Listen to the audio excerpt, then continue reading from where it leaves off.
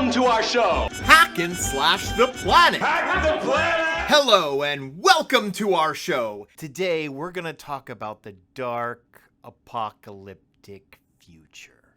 Well, actually, we're gonna begin with a story from my childhood. And as growing up in the 80s, I knew somebody who was out of his mind. My neighbor, Max. That's right, his name was Max too. My neighbor Max was definitely the toughest kid in our neighborhood, by far. Max was the kind of kid who took a bat to a beehive. He was crazy, and he did take a bat to a beehive, despite me, many of the other kids in the neighborhood, and his sister screaming her head off louder than anyone ever. Mad Max's sister definitely earned the nickname Furiosa.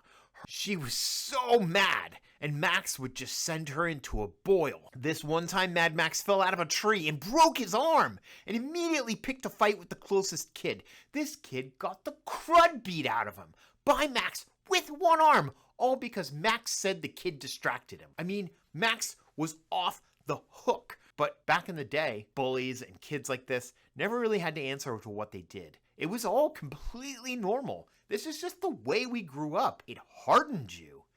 Anyway, sometimes I would go over to Max's house. This gave me access to the Sega. There's a couple of things you're going to learn about me and the Sega, and the story begins here. Max would boot up Road Rash on his Sega and start playing immediately. Road Rash was our first exposure to high-speed vandalism. At the time, this was completely innovative. This was before Twisted Metal. This was before Grand Theft Auto. This was before Need for Speed. This was before everything. You'd be driving around in a motorcycle, beating someone over the head with a chain. Right out of the original Mad Max movie. Road Rash was so raw and intense. And back then, the graphics of this game were out of control. The Sega, in its tremendous power, would blast us through these awesome levels of Road Rash. Or at least, would watch Max play Road Rash. Because I gotta tell you, Max didn't have the capacity to let anyone else play. You'd not dare touch the controller. This kid would get so mad he would turn purple. He would literally go crazy and freak out on you. If you were Max's little brother, you wouldn't be playing Luigi. You wouldn't be playing anything. Max would be playing Mario, Luigi, and anything else you could think of. And you would just be watching, and you'd be happy to watch. And I'm going to go ahead and remind all of you that might not remember quite so well. The Sega only came with one. Yes, one controller. So even if there was the ability to grab another one, it wasn't there. And trust me, you didn't want to go near Max's controller. He would lose his mind. And I want to take this moment to explain that when we went into Mad Max's house, it wasn't like we were going into a futuristic apocalyptic world where things were flipped over and couches were burning and dishes were smashed on the floor. No, Mad Max's house was very, very pristine. His mom worked at the hospital, and I think his dad worked with computers because he had a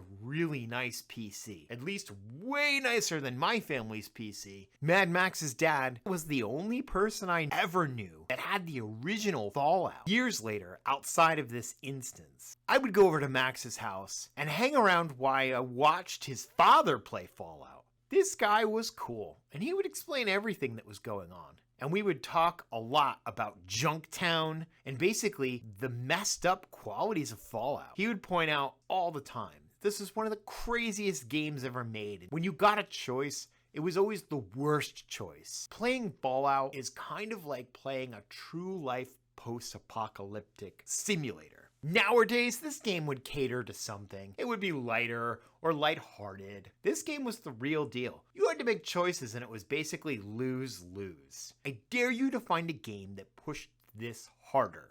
Fallout was so intense that as you made your way through the game, you would just meet more and more desperate people. And some of the choices that we have would just be so messed up. Yeah, I say find me a better example because I do know the end of Fallout 1. I do know that even after you save everyone in your vault, you would be considered a hero. And that was very inconvenient to the leader of the vault. Instead of coming back as a hero for all the work you had done, no, you were cast out. You were sent away. You were no good. Just like growing up in the 80s, life wasn't fair.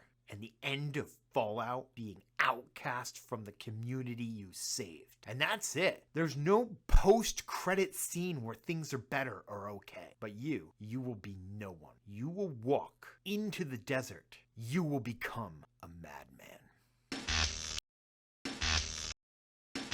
I remember this one time Furiosa down in the basement setting up Domino Rally. Remember Domino Rally? Oh, those things are so awesome.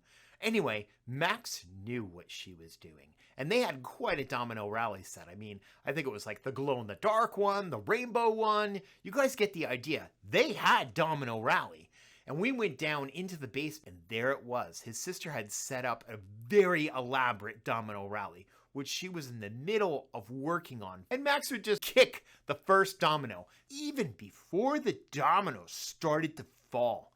Blood-curdling scream that came out of this girl shook the house.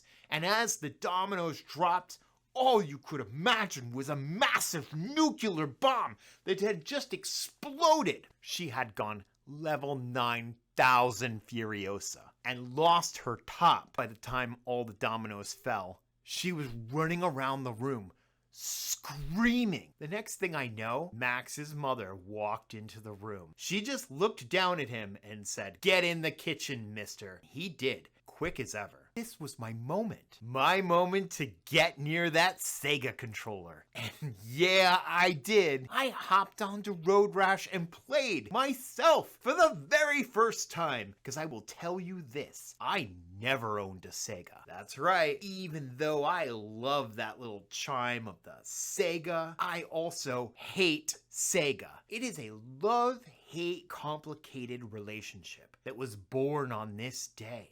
Much like the original movie Mad Max.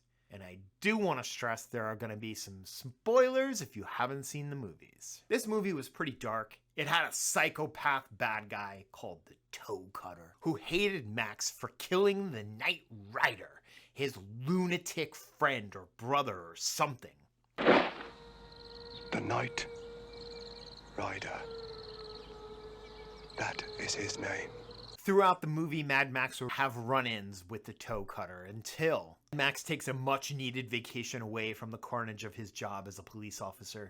And when he does, Toe Cutter strikes. He finds out where Max is staying, hunts him down, and runs his wife and child down with a motorcycle. This is the moment. This is the moment that Mad Max was born. This would lead Mad Max to hunt down the Toe Cutter, kill him, and then hunt down the man that betrayed him. Mad Max would let him burn in a fiery blaze after offering that he could cut his own leg off to save himself. The chain in those handcuffs is high tensile steel. It'll take you 10 minutes to hack through it with this. Now, if you're lucky, you can hack through your ankle.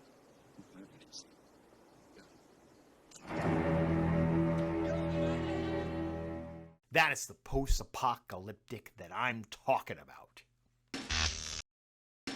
I was so into this game, I didn't even see someone walk back into the room. It was Max. And he just gave me this soul-crushing stare. He began talking about how I should never have touched his Sega. I'm gravely disappointed. You will not listen to reason. No more games. No more games.